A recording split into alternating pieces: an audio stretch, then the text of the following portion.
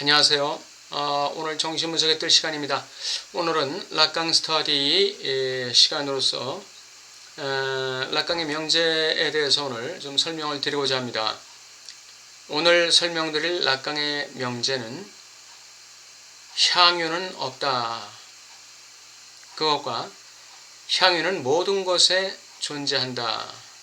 라는 두 가지 명제가 어떻게 조화되는지 설명드리겠습니다. 먼저 향유는 존재하지 않는다. 우리 그 환상 속의 대상 A라는 개념이 있죠. 이 환상 속의 대상 A라는 것, 이것은 우리의 주체의 실제와 대칭점에 있는 환상 속의 어떤 것이라고 그랬죠. 우리 주체의 상징계의 공백, 그 근원적 상실이라는 실제, 이것과 대칭되는 환상 속의 대상, 이거를 대상 A라고 그랬습니다. 이 대상 A는 두 가지 역할을 하죠. 하나는 주체의 결여를 막는 역할을 하죠. 또 하나는 주체의 결여를 드러내는 역할도 합니다. 주체의 결여를 막는 것은 어떻게 해서 주체의 결여를 막죠? 환상 속의 대상 A는 주체에게 주체를 욕망의 주체로 유지시키는 역할을 한다고 했습니다. 주체를 욕망의 주체로 유지시키는데 주체가 욕망의 주체가 되기 때문에 주체는 그 욕망의 변증법에 종속될 수밖에 없게 되는 것이죠. 욕망의 변증법은 무엇이었죠? 주체가 지각하는 결여 때문에 주체는 막연한 어떤 대상을 향해서 나가야 되는데 그 대상이 너무나 막연하기 때문에 그 대상의 현실적 아바타인 상징계의 대상을 향해서 욕망을 발현한다고 했습니다. 그것이 우리의 세상에서의 우리의 먹고 사는 모든 대상을 말하는 것이죠. 돈, 명예, 지위, 권력, 그런 것을 말하는 것이죠. 그래서 그 대상으로 우리의 결여를 막는다고 했습니다. 우리의 그 결여를 채우려고 하는 것이죠. 우리의 결여에 대해서 만족을 누리려고 하지만 그것은 불가능하다고 했죠. 욕망의 대상을 아무리 채워도 우리의 근원적인 상실을 가릴 수는 없다. 우리의 근원적인 결여를 메울 수는 없다는 것이죠. 그래서 욕망의 원한 구조가 형성되는 것입니다. 끊임없이 욕망의 대상을 추구하게 되는 것이죠. 그런데 욕망의 그 환상의 대상 A는 또 하나의 역할을 하는데 그것은 뭐냐 하면 주체의 욕망의 변증법을 중지시키는 역할도 해요. 환상의 대상 A는. 그러니까 실제계적인 대상 A, 환상의 대상 A라는 것은 실제계적인 대상 A를 지칭하는 것입니다. 그 실제계적인 대상 A가 한면으로는 주체를 욕망의 주체로 유지시키는 역할을 하고 또 한면으로는 욕망의 변증법을 중지시키는 역할을 하는 것이죠. 네가 추구하는 그 욕망의 대상을 가지고는 너의 근원적 상실이 보완될 수가 없어. 이제 그거 그만해. 그거 다 헛된 짓이야. 라고 말하는 것이 바로 환상의 실제계적인 대상 A가 되는 것입니다.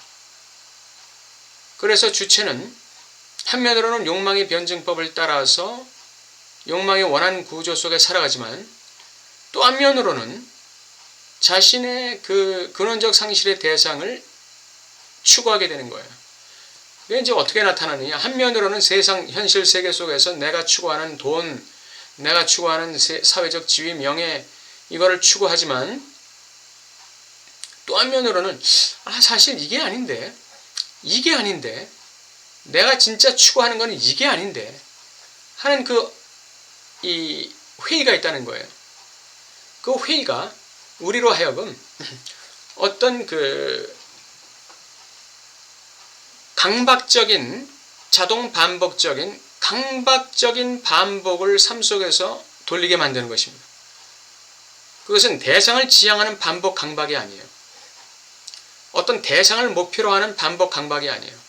그것은 무언가 알 수는 없지만 아직 나에게 뚜렷하게 드러나진 않지만 무언가 나의 삶에 근원적인 상실을 보완할 수 있는 어떤 것이라고 가정되는, 추측되는, 착각되는 그 어떤 것을 향해서 우리는 계속적으로 반복 강박적으로 원한 구조에 사로잡히게 되는데 이것이 바로 충동의 변증법입니다. 이것이 충동의 원한 구조예요.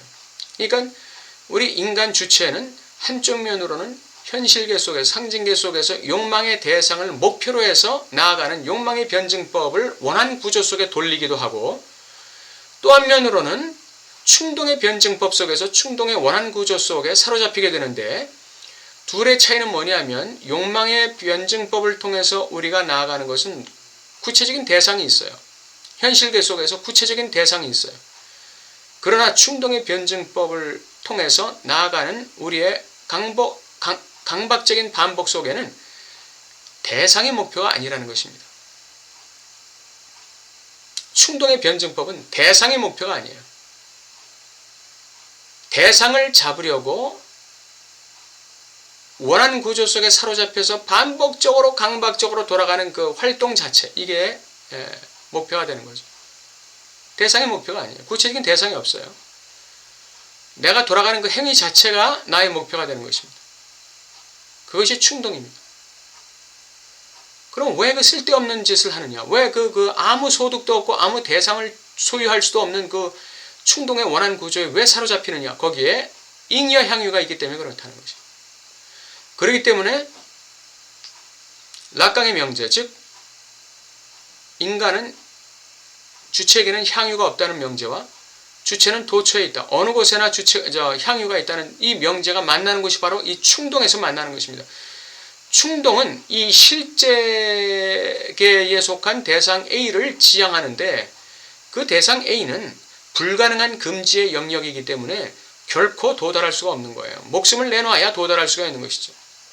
그렇기 때문에 이걸 도달함을 통해서 오는 향유는 없는 거예요. 향유는 없다는 말은 바로 그런 의미에서 나타나는 명제입니다. 실제계적인 대상 A, 사물로서의 대상 A, 즉 실제로서의 대상 A는 인간 주체가 도달할 수 없는 것입니다. 그러므로 그 실제를 만남으로써 누릴 수 있는 향유는 없는 거예요.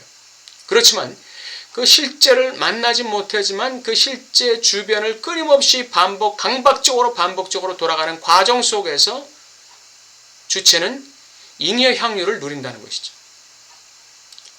그게 바로 프리드 주의르라는 잉여 향유라는 것이죠. 그 잉여 향유가 있기 때문에 이 헛된 반복이 계속되는 것입니다. 그 헛된 반복 속에서 주체는 의미를 찾는다는 거예요. 이 삶의 의미, 자기의 존재적 의미를 찾는다는 것이죠.